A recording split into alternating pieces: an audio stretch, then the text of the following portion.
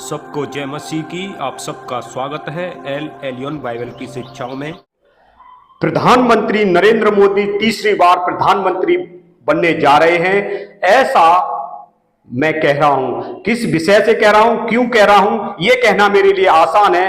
आज 2023 के अंदर 9वें महीने में, लेकिन जब 2024 में यह बात पूरी होगी तब आप कहना।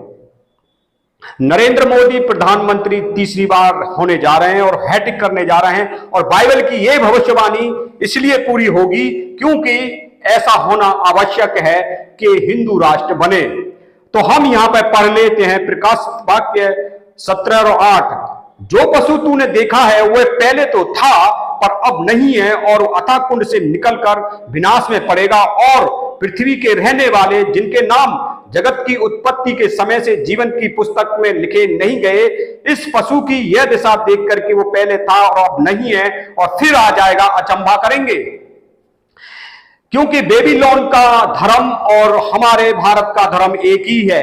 बेबीलोन का धर्म और अभी हमारे भारत का धर्म ज्यादा उत्पन्न नहीं है, लेकिन अब जो है इसको धर्म को लाने के लिए भारत भी पूर्ण कोशिश कर रहा है, जिसे सनातन धर्म कहते हैं। पुरजोर कोशिश हो रही है कि हिंदू राष्ट्र बने, और अभी जो मिस्र में जो धर्म था वो भी आ जाएगा, क्योंकि मिस्र का धर्म और ये धर्म दोनों एक ही हैं। इसलिए इसको आना बहुत ही जरूरी है, और इसलिए प्रधानमंत्री नरेंद्र मोदी परमेश्वर की नजर में हैं, परमेश्वर की ओर से हैं, क्योंकि ये वाली भविष्यवाणी पूरी होनी अभी बाकी है। बाइबल की ये भविष्यवाणी पूरी होगी, क्योंकि हर एक राजा परमेश्वर का चुना हुआ होता है और परमेश्वर की ओर से होता है, लेकिन वो राजा क्या कार्य करेगा इसके ऊपर परमेश्वर का नियंत्रण नहीं है, क्योंकि प्रत्येक राजा को, प्रत्येक व्यक्ति को आजादी दे रखी है परमेश्वर ने कि वो किस तरीके से राज्य को अच्छा करे या बुरा करे। लेकिन राजा जो हैं वो परमेश्वर की ओर से नियुक्त किए जाते हैं। तो वो कब समय में कौन राजा बनेगा, तो इस तरीके से हम बाइबल के अंदर देखते हैं, और यहां पर कुछ उदाहरण देख लेते हैं जिससे हमें यह पता चल जाएगा कि यह सब बाइबल के अंदर पहले से मौजूद हैं। तो हम दानियल 2 अध्याय में, परमेश्वर का नाम युगान युग धन्य है, क्योंकि बुद्धि और पराक्रम उसी के हैं। समय और ऋतुओं को वही पढ़ता है, राजा का अस्त और उदय भी वही करता है। बुद्धिमानों को बुद्धि और समझ वालों को समझ वही देता है। हमने यहां पे देखा कि परमेश्वर के हाथ में राजा सभी समय के अनुसार उनके हाथ में है। यदि किसी को कोई भी शंका हो तो इन वचनों को आप पढ़िए और इनका अध्ययन करिए कि ये परमेश्वर की ओर से राज्य और राजाओं का निर्भर होता है, जैसे कि अभी होता चला आ रहा है। यहां पर हम दानियल 2 और आयत 31 को देखते हैं। हे राजा, जब तू देख रहा था तब एक बड़ी मूर्ति देख पड़ी, और वह मूर्ति जो तेरे सामने खड़ी थी सो लंबी चौड़ी थी, जिसकी चमक अनुपम थी और उसका रूप भयंकर था। उस मूर्ति का सर तो चोखे सोने का था, उसकी छाती और भुजाएं चांदी की, उसका पेट और जांघें पीतल की, उनकी टांगें लोहे की और उसके पांव कुछ तो लोहे के और कुछ मिट्टी के थे। फिर देखते देखते तूने क्या देखा कि एक पत्थर ने बिना किसी खोदे आप ही आप उखड़कर उस मूर्ति के पांवों पर लगकर जो लोहे और मिट्टी के थे उनको चूर चूर कर डाला।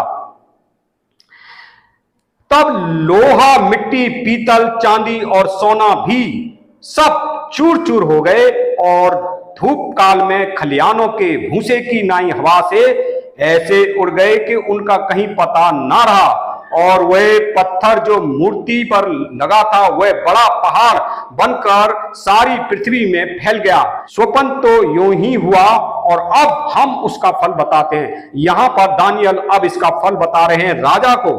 हे राजा, तू तो महाराजा धीराज है, क्योंकि स्वर्ग के परमेश्वर ने तुझको राज्य, सामर्थ, शक्ति और महिमा दी है, और जहां कहीं मनुष्य पाए जाते हैं वहां उनसे उन सबों को, और मैदान के जीव जंतु और आकाश के सभी सभी पंछी भी तेरे बस में कर दिए गए हैं और तुझको उन सब का अधिकारी ठहराया है। यह सोने का सिर तू ही है। तेरे बाद एक राज्य उदय होगा जो तुझसे छोटा होगा, फिर एक और तीसरा पीतल का सा राज्य होगा जिसमें सारी पृथ्वी आ जाएगी। चौथा राज्य लोहे के तुल्य मजबूत होगा, और लोहे से तो सब वस्तुएं चूर चूर हो जाती हैं और पिस जाती हैं, इसलिए जिस भांति लोहे से वे सब कुचली जाती हैं, उसी भांति उस चौथे राज्य से सब कुछ चूर चूर होकर पिस जाएगा। और तूने मूर्ति के पांवों और उनकी उंगलियों को देखा, जो कुछ कुम्हार की मिट्टी की और कुछ लोहे की थी। इससे वह चौथा राज्य बटा हुआ होगा, तो भी उसमें लोहे का सा कड़कपन रहेगा, जैसे कि तूने कुम्हार की मिट्टी के संग लोहे भी मिला हुआ देखा था। और जैसे पांवों की उंगलियां कुछ तो लोहे की और कुछ मिट्टी की थी, उसका अर्थ यह है कि वह राज्य तो दृढ़ और कुछ निर्बल होगा। और तूने जो लोहे को कुम्हार की मिट्टी के संग मिला हुआ देखा, इसका अर्थ यह है कि उस राज्य के लोग एक दूसरे के मनुष्यों से मिलजुल तो रहेंगे, परंतु जैसे लोहा मिट्टी के साथ मेल नहीं खाता, वैसे ही वे भी एक ना बने रहेंगे।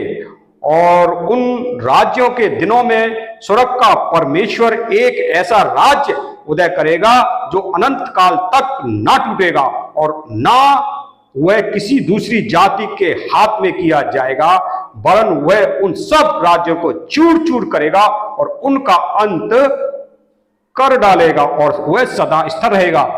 तो इस राज्य को उदय होने से पहले, यानी कि यीशु मसीह को आने से पहले क्या होगा? मसीह विरोधी प्रकट होगा। और यहां पर किस तरीके से परमेश्वर ने पहले ही बता दिया है कि एक राज्य के बाद एक राज्य उदय होगा, और 4 राज्यों के विषय में बताया है। इसी तरीके से परमेश्वर के चुने हुए नरेंद्र मोदी भी आना जरूरी है, क्योंकि यहां पर राज्य जो स्थापित होगा, और यदि ये एक धर्म और एक जो कि एक ही पूरी दुनिया का एक ही रुपया, एक ही धर्म, एक ही भाषा, इस तरीके से कुछ जो योजना बन रही है, वो नरेंद्र मोदी के द्वारा पूरी होगी। और जो धर्म है, सनातन धर्म जिसे कहते हैं, जिनके पुराना धर्म कहते हैं, जो मिस्र में भी था और हमारे भारत में भी है, तो ये उदय हो जाएंगे। पहले थे लेकिन अभी नहीं है, लेकिन फिर आ जाएंगे। लोग अचंभा करेंगे और लोग अभी भी ये सोचते हैं कि शायद ऐसा नहीं होगा, लेकिन ऐसा होगा पतन होने से पहले। तो क्या होगा कि वो जीसस विरोधी जब आएगा, कुछ समय के लिए ऐसा होना बहुत ही जरूरी है, क्योंकि परमेश्वर ही सब राजाओं को चुनते हैं। परमेश्वर ने ये तय कर रखा है कि कब कौन सा राज्य उदय होगा और कब किसको राजा बनना है। लेकिन परमेश्वर किसी को एक ऐसा नहीं बनाते, उसने आजादी दी है कि वो किस तरीके से राज्य को करेगा, अच्छा करेगा, बुरा करेगा, ये राजा के ऊपर या मनुष्यों के ऊपर निर्भर किया है। परमेश्वर ने हमें आजादी दी है चुनने की, भला और बुरा करने की।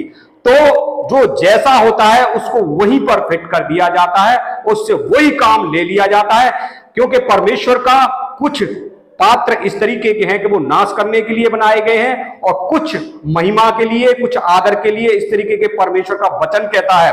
सो नरेंद्र मोदी का तीसरी बार आना और हिंदू राष्ट्र का बनना और